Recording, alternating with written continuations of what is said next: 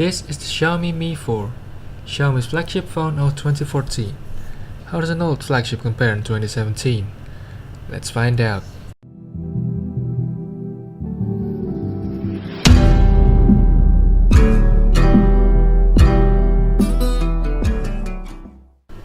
This phone is a flagship phone, so it does have top-of-the-line spec for its time, including the Snapdragon 801 processor, which, believe it or not, actually still beats newer budget phones from today when I tested the performance using Geekbench scoring system.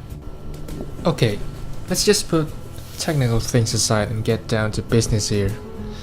This phone doesn't feel or look cheap even after 3 years. Yes, it does look dated with all those bezels, but come on, it's 3 years old already. And after 3 years, well, it might be hard to believe, but I also haven't noticed any degradation in terms of quality. It's still unbelievably snappy. It managed to wake up, launch the camera app, and snap the picture in a matter of seconds, with no lag at all. The camera is also noticeably good for its time. Well, I might say that even might still be better than those on budget phones today. You see, unlike the $99 budget phone I reviewed the other day, this doesn't actually seem to struggle to shift focus. And also manages to capture HDR images way quicker, produce higher quality images, and also has less blur and better color reproduction.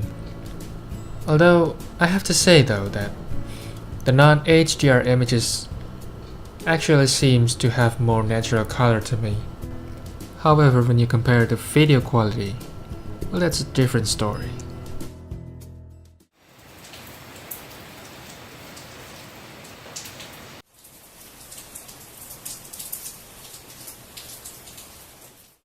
The body of the phone is actually made of metal and it does feel solid. It also has a nice weight to it. But the only thing worth noticing though is the shape of the USB port. It looks just like a rectangle and it's actually kind of difficult at first to tell which side is the right side to plug the USB in. Up on the top we can find the IR blaster and a 3.5mm jack. Typical. On the left side we can find the micro SIM card tray. And down on the back we can see that the back is actually made of solid plastic. And yes, it's plastic, but it doesn't feel cheap at all. And it even has some sort of protective coating to prevent scratches from daily usage. Pretty good. Up front there's the 5-inch IPS LCD touchscreen with full HD resolution. And again, it's still higher spec compared to budget phone of 2017. Even the bottom position single firing speaker, well, you guessed it. It does sound better and louder. And its 3GB of RAM is also making this device still pretty much future-proof. Its performance is still comparable to phones these days, and therefore is still a viable option in 2017 for daily usage. However, this phone is far from having no drawbacks. It only has 16GB of storage and it's also non-expandable. So in 2017, when apps are actually getting bigger, it's kind of going to be a huge deal. What do you guys think though? Let me know in the comment section down below.